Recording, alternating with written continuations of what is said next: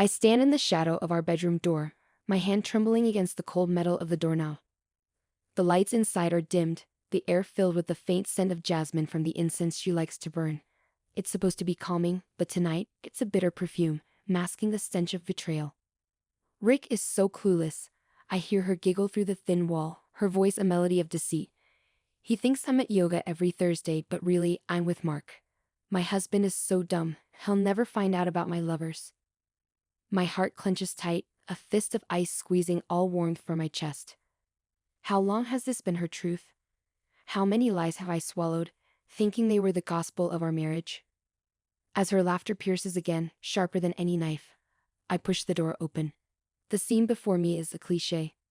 Wine glasses, a cozy throw tossed carelessly over the love seat, and her draped over the armrest like she's in some sultry photo shoot.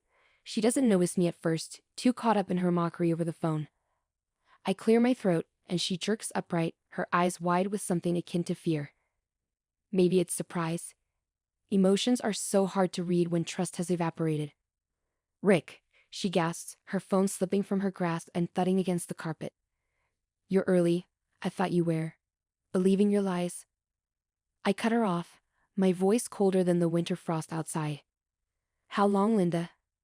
How long have you been making a fool of me? Her mouth opens and closes, a fish gasping for air on dry land. I can explain, she stammers, but I'm not interested in her excuses. Not anymore. I step into the room, my resolve stealing. Save it. I heard enough. All this time, I've been the loyal wife, the trusting partner, in you. I shake my head, disgust roiling in my gut. You've been playing me for a fool. Her eyes glisten, maybe with tears, maybe with regret. I don't care which. Rick, please, let's talk about this. It's not what you think. But I'm done thinking. Done with her twisting the knife in my heart. I want a divorce, I say flatly. The words hang between us, heavy and final. I watch as she crumbles, her facade breaking, but my heart is a fortress now, impervious to her pleas. Please, Rick, she reaches out, but I step back, my decision cemented. No. I say, my voice a whisper of finality. I'm done here. And with that, I turn and leave the room, leaving her shattered and remorseful behind me. No pity stirs within me, just the bitter satisfaction of a wound cauterized by its own heat. I know this is just the beginning, the first chapter of my new life without her. The morning sun hasn't even crested the horizon yet, and I'm already sitting in the dimly lit office of my lawyer, James. The fluorescent lights buzz overhead, casting a clinical glow over the paperwork strewn across the desk. James, a man in his mid-50s with a knack for soothing troubled clients, is perusing the documents with a furrowed brow. Rick, I have to say, this is quite a straightforward case given the evidence. James begins, tapping the recorded conversation transcript I provided. The infidelity is clear. This will significantly influence the divorce proceedings. I nod, my hands clasped tightly in my lap. I want it to be over quickly, I assert, my voice steady despite the turmoil inside. We can push for a settlement quickly given the circumstances, James assures me, glancing up with a sympathetic look. Have you thought about what you want from the divorce? Everything, I say without hesitation. The word hangs in the air, heavy and decisive. James notes it down, then hesitates. Rick, are you sure you don't want to try mediation? Sometimes, it's better to. No. I cut him off sharply. I want her to feel the loss, like I did. Before he can respond, my phone vibrates. It's my best friend, Mike, checking in. Hey, just wanted to see how you're holding up. His voice comes through, laced with concern. I'm at the lawyer's now. It's happening, I reply, trying to keep my voice even. Good for you, man. Listen. Why did you come over tonight? A few guys from the gym are coming. It might do you good to get out a bit.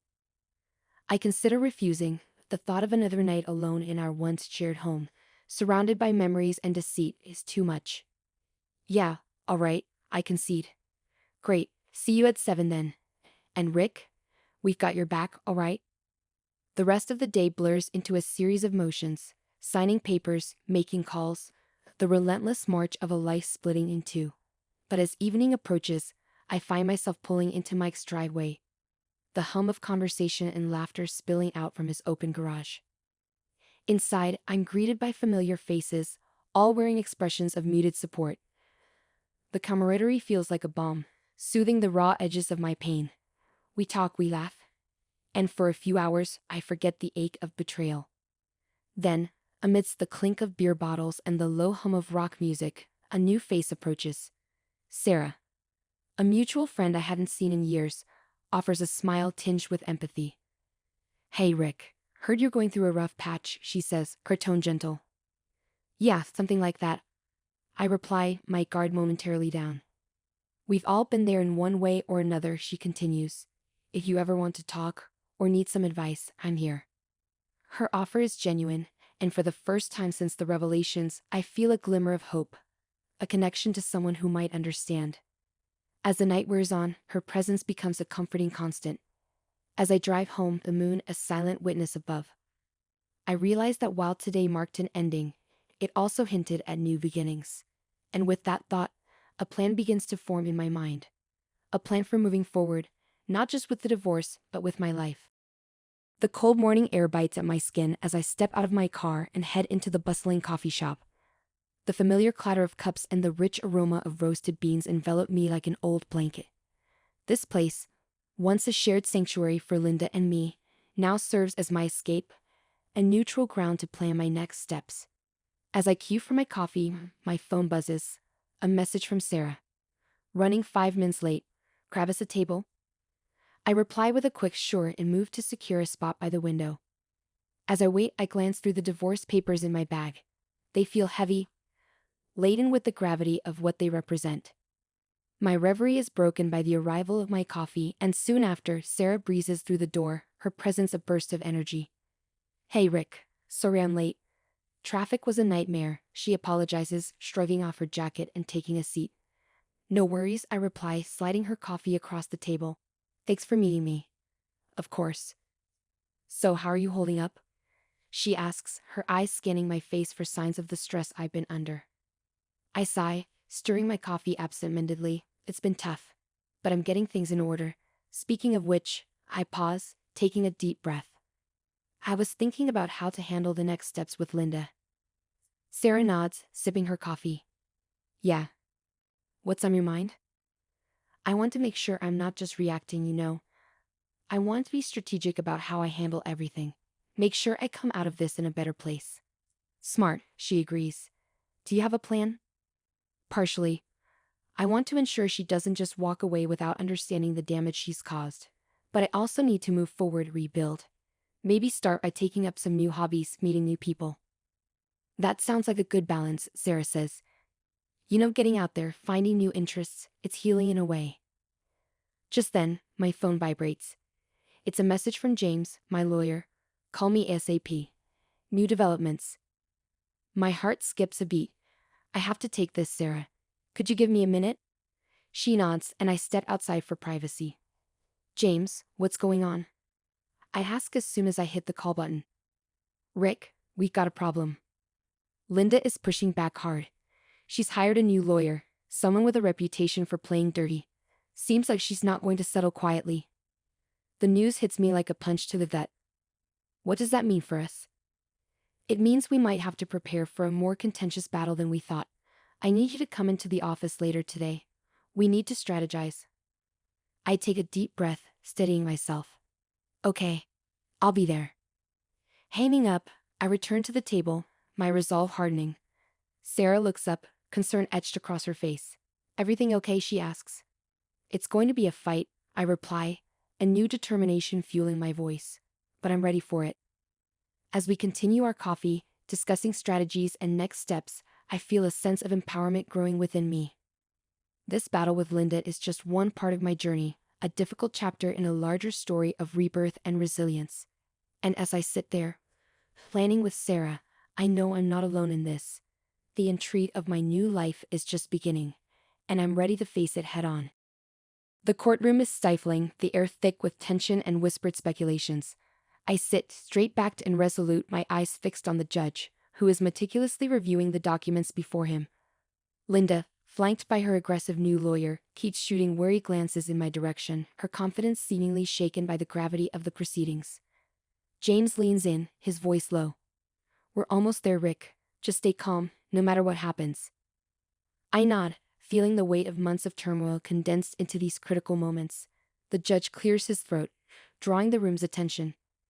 Given the evidence presented, I am prepared to make a ruling. However, before I proceed, does either party wish to make a final statement? Linda stands abruptly, her chair scraping against the floor. Yes, Your Honor. I would. She takes a deep breath, her lawyer patting her shoulder in encouragement. Go ahead, Mrs. Thompson, the judge nods. Linda turns to face me, her eyes brimming with tears. Rick, I am so sorry. I never meant for things to go this far. I was selfish and foolish, and I've hurt you beyond words. I know I don't deserve your forgiveness, but I am truly sorry for everything. The courtroom murmurs, surprised by her candor. I sit stunned, not by her apology, but by the sincerity in her voice. Something shifts inside me, a crack in the armor I've built around my heart. Thank you, Mrs. Thompson. Mr. Thompson, do you wish to respond? The judge asks. I stand, my legs shaky. Yes, Your Honor. I pause, taking a moment to collect my thoughts. Your Honor, I came here today ready to fight, to tear down the person I once loved. But what I've just heard, it's not just words. I believe her. I don't know what this means for our future, or if there even is one for us together, but I don't want to continue this battle. A gasp rises from the crowd. Even James looks at me perplexed. Are you suggesting you want to dismiss the case? The judge clarifies. No, Your Honor.